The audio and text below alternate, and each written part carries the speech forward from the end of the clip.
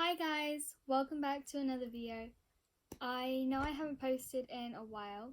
I think it's the first time I've posted in maybe a month.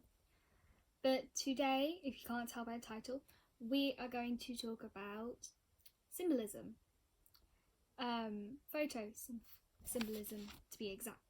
So if you can't remember from my first video, I had a load of pictures on my wall.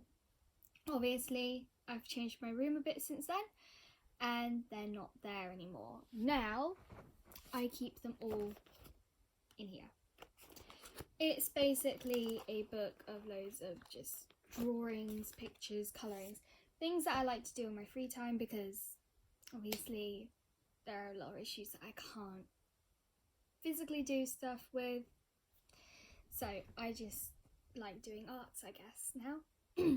I've got a few pictures out of the folder, and in this video I'm basically just going to explain why I've printed these certain ones off the internet and why I think some of them have messages on them, and I think the 7 that have messages on them today that I've chosen I think are the most important when you are someone like me, if you're under investigation, patient, or even if you're just a patient in general with any health condition or anything like that.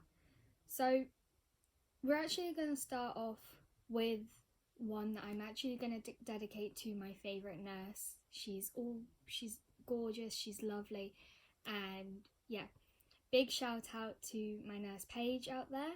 I know my name is Paige, but she is a wonder. Her name is Paige Webb. She works in the ER for the children, and when I was in hospital she made me smile.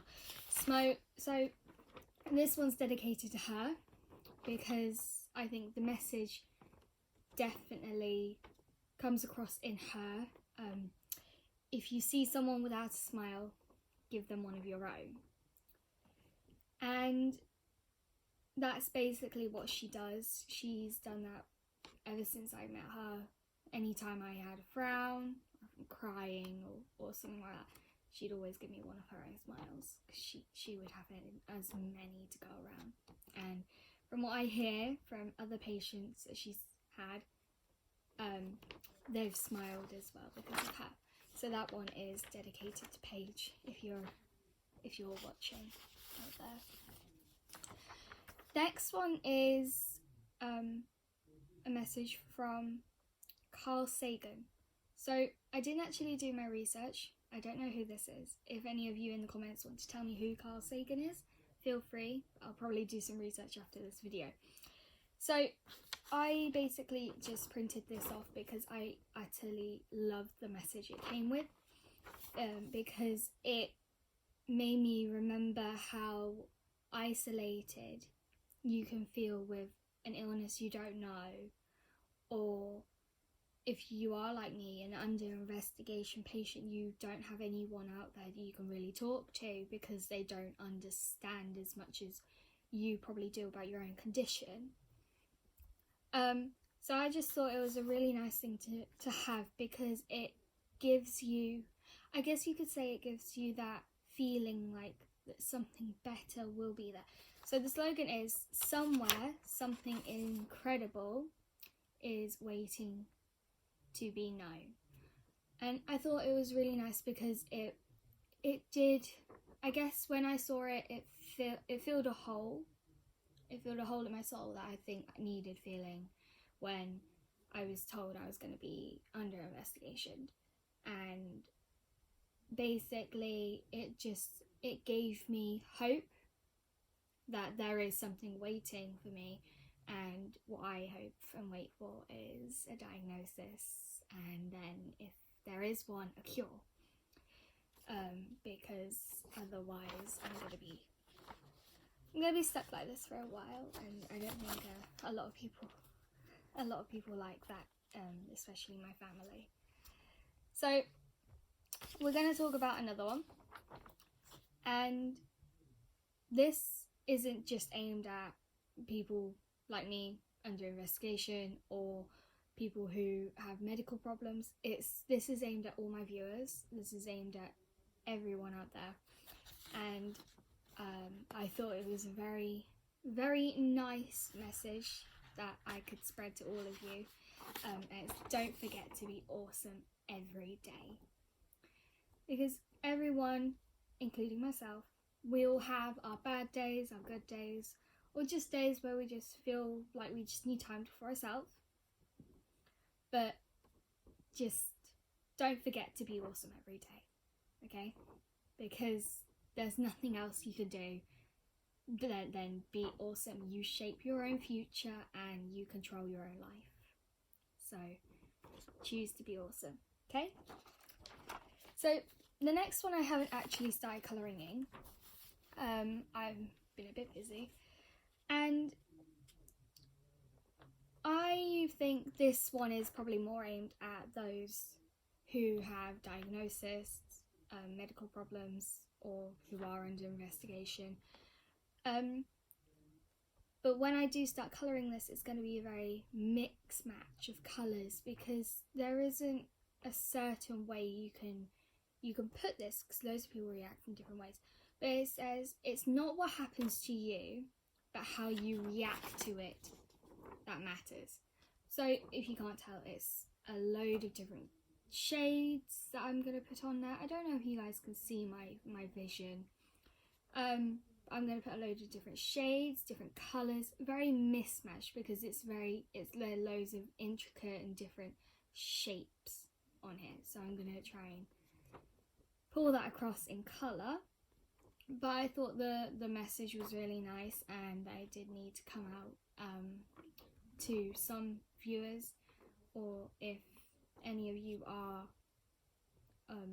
patients or have any medical issues, medical problems, medical needs, anything under that, or all of the above, I think this would be a really good message to hold on to, because if you do get a diagnosis you don't like, or even if you just get a diagnosis in general, it isn't what that diagnosis is, it's how you react to it, because that's what's going to help you. Depending on your reaction, it could help you or break you. So I think when we think about diagnosis, if it's bad, what we want to think about is, how can I help myself with it? How can I push forwards with this? And I don't think a lot of people remember that, and I just want to push it out there that they should, because there is a brighter tunnel down the line. So we're actually going to move on to one that's half finished, and basically it's a little bit of a weird one. It's a drawing of two human hearts. Basically this one's going to be really bright when it's finished. Obviously you can see this one's very dark. So the symbolism behind this for me is that my days can be good, my days can be bad. So my medical problems have actually now revolved around my heart as well. It's kind of like spreading throughout my body. So it's touched my heart. Doctors still don't know what's wrong. But basically, there are times where I can feel my heart racing and I feel like something bad's happening. So that's why I've done the bad thing. But there are days where I'm actually alright and I don't feel any pain. I feel normal. And that's why there's going to be a light side. So that's behind that one. I don't want to get too much into it because I might talk about it in another video. The next one, I've got two pictures for the same thing. So basically what they are, they're roses. And when I think of roses, I think of the thorns they have on their stems. I know you can't really see the thorns because they are green for some reason. I don't think I was thinking here. Basically, thorns remind me of needles, and needles remind me of the massive amount of blood tests I've had, when I've had to put a cannula in my arm. So that basically helps the IV drip go right into your bloodstream. They put medicine and everything like that. So basically there's this one is pink roses. And then the other one is pink and red, because the red reminds me of blood, and obviously a blood test is sharp. Obviously blood comes out of you for the test, so I thought this one would be a very nice one to share, because it's one thing I think about a lot because it happens a lot. So the next three are things that I'm mainly going to talk about for patients and for people who have medical problems, because they're three things that I know any type of patient, any type of person with medical problems or needs or anything like that, they need these three things. And I think these three things are some of the main things that you're going to need on your journey to recovery, or your journey, like some of us, to diagnosis, or your journey to being cured. So at the beginning, if you do get a diagnosis, which is really good for you guys if you do, if you get a diagnosis, you have to have what a lot of people would say is courage. So in this, courage is symbolized by a tree, and courage grows, so a tree grows. Basically, you have to have courage you need to have courage in your doctors and your professional peers. If you don't have courage in them, you won't have courage in yourself. If you don't have courage in them, you won't have courage in your recovery, your cure, and that can actually set you back, because there are certain things that doctors won't do unless you're in a very secure mental state, and that can be impacted by your courage. Basically, if you don't have a lot of courage, you need to try and feel deep down in your soul, and you need to get that courage, because it can change your life in recovery. It can change your life anywhere. So we need courage, and that goes for anyone, but in this video I'm mainly pushing it to being patients or under investigation patients and stuff like that. So the next one is something you normally would then find maybe a few days, few weeks after a diagnosis if it's bad. So that would be peace. So this one's not actually complete. I complete a little bit of it maybe once a week, because I'm slowly becoming at peace with being an under investigation patient. So once you're at peace with your illness or your diagnosis, it's actually very easy for recovery and for you to be cured and stuff like that. It's very easy to come to terms with things when you fully understand them.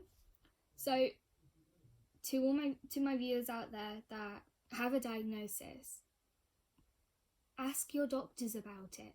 Get as much research from your doctors and professionals that you can, because the more you know about it, the more you will be at peace with it, because you'll understand your body, you'll understand the illness, and you'll understand what your body is telling you when certain things happen, because you'll have that knowledge with you.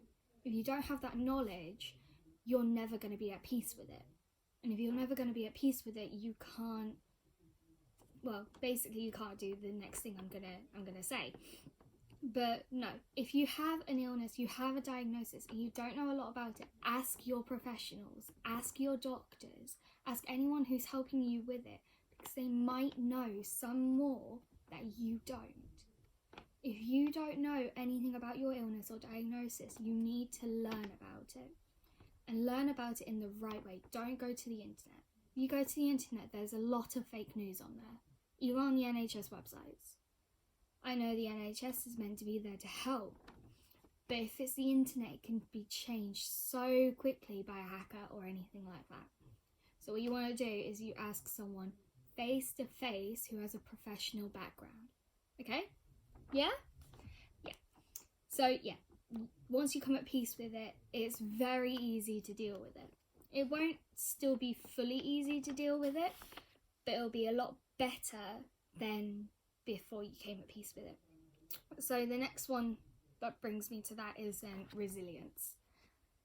Basically, this one's the same as peace. It's not going to come straight away, and that's why it's only been filled out a little bit, and it gets filled out maybe once every 3 weeks, because there's not a lot of resilience happening, because I'm not at full peace yet. Basically what happens is resilience is basically when it's to do with an illness or something like that, you basically just have to persevere and push yourself through recovery or through your stage of being cured. If you don't have a diagnosis and you're like me and you're an under investigation patient, resilience is key, because it's the only thing that will get you through things. There will be times where you'll just want to break down and cry because you don't know what's wrong. However, you need to keep your resilience, you need to keep your courage, and you need to trust everyone around you. They are there to help you. They are there to help you I'm sorry, I can't speak today. They're there to help you with your resilience and to persevere with you, not against you.